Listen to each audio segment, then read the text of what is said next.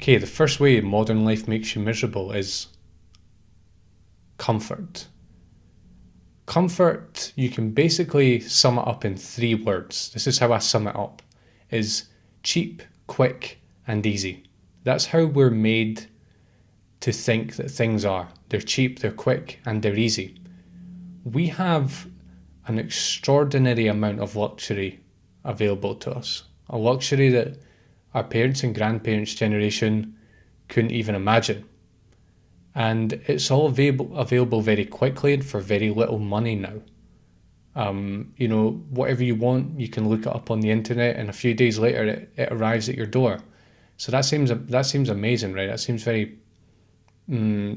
like it would make us happier. However, the problem with this is that you start to live for comfort, and you start to confuse happiness with comfort. You start to confuse success with comfort, and it ruins your view of life and how things work. I want you to look at advertising, particularly. I see this in advertising, but we buy into it. It's not just in advertising. Advertising now, this particular time, it's all about quick and easy and fun. It's the easiest way to learn a language in 6 months. The how to effortlessly learn an instrument in 2 weeks. And the thing is, it's all bullshit. It's total bullshit. You're being manipulated and exploited, and it's making you miserable. The only person that this all really benefits are the entrepreneurs and the marketers, the marketeers. This is who it benefits, because they're basically exploiting a flaw in our psychology that makes us seek the cheap and the quick and the easy, like a dog, like an animal that has no control over its impulses. The basic flaw here, and this is why it makes us miserable, is that things in life, the best things in life, aren't cheap, they aren't quick, and they aren't easy. Things that are worthwhile take time. If you want to learn a language, it takes time. If you want to become a master meditator, it takes time. You want to start a business, it takes time. You want to transform yourself, it takes time. And it's all pretty uncomfortable, especially when you first get your hands in it. And our material comfort has not changed that fact. The fact that everything is cheap, quick, and easy now, it doesn't change that. It can't change the basic law of that things take time, that reward is proportional to effort. It can't change that. And it makes you profoundly miserable, because you basically live for the cheap and the quick and the easy. And the cheap, the quick, and the easy is actually not very good. That's why it's so cheap and quick and easy. The way out of this one is to ignore advertisers, to ignore things that are cheap, quick, and easy, to make long-term plans and goals, to think about what you really want out of life. Make that the basis for how you make decisions and plan your day. And to get used to things hurting and taking way longer than you imagine that they will. Install powerful habits that take you to your goals and chip away at them over months and years. And while you don't get this immediate gratification that you do when you just buy cheap food, quick food, easy food, cheap entertainment, you get a deep sense of belief in yourself, you reach your goals, you create lasting, fulfilling pursuits. The second way modern life makes us miserable is distraction.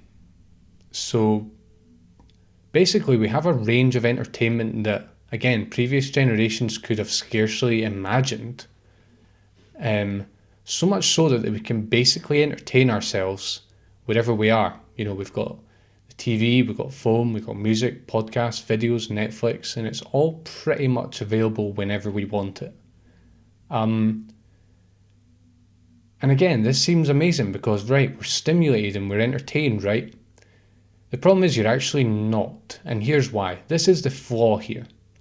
When I look around at other people, and I see it in myself, but I see it more in other people, Maybe that's a flaw in my own psychology, but I do think I'm freer than most people. One is that people dread dead moments.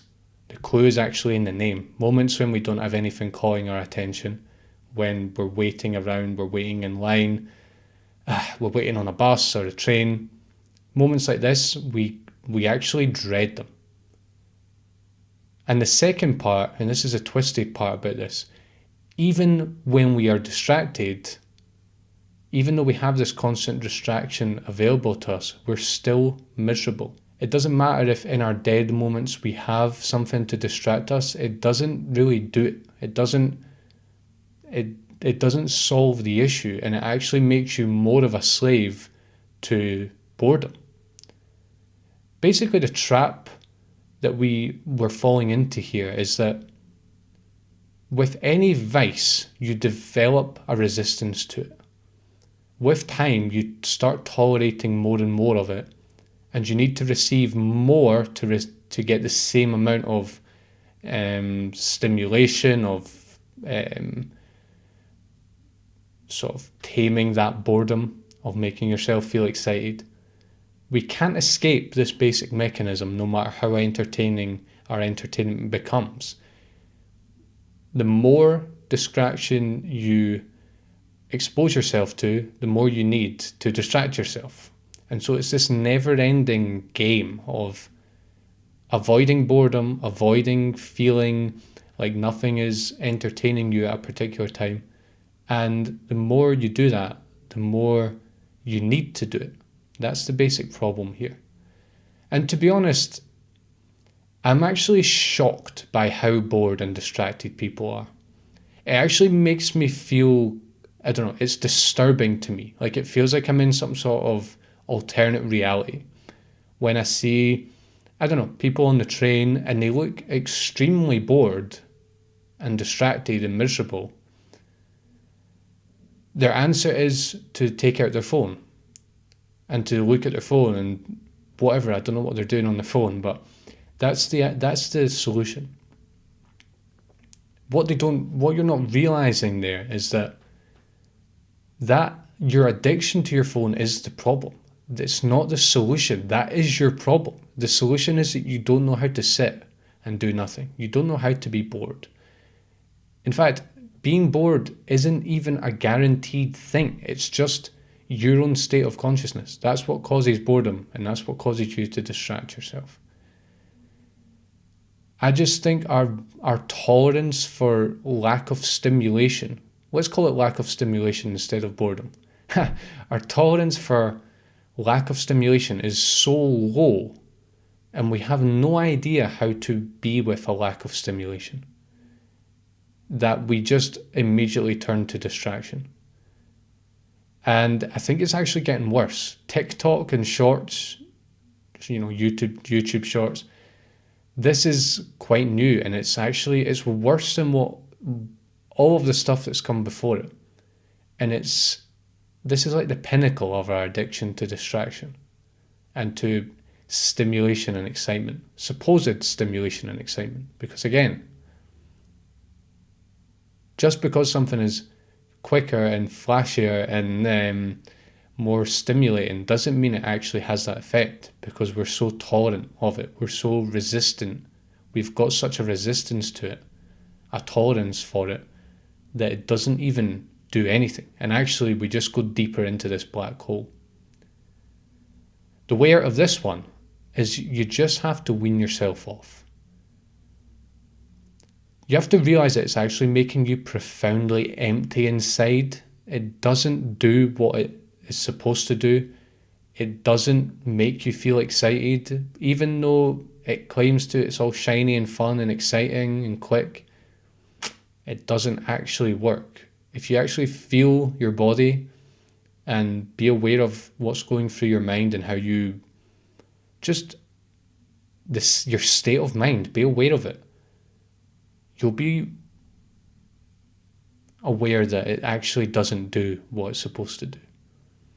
In my case, I don't really feel bored ever. I don't. I've found a way to enjoy having a lack of stimulation, and actually in a certain way to look forward to it. And to be honest, my way has been meditation. It's completely changed my relationship to stimulation and to boredom. And basically, when I have a lack of stimulation, I meditate. And it's actually about embracing the lack of stimulation and seeing it as like a chance to retrain my body and mind to a completely new way of looking at life and of being fulfilled that has nothing to do with distracting myself. So weaning off and also maybe practicing some meditation, it really can make a huge difference.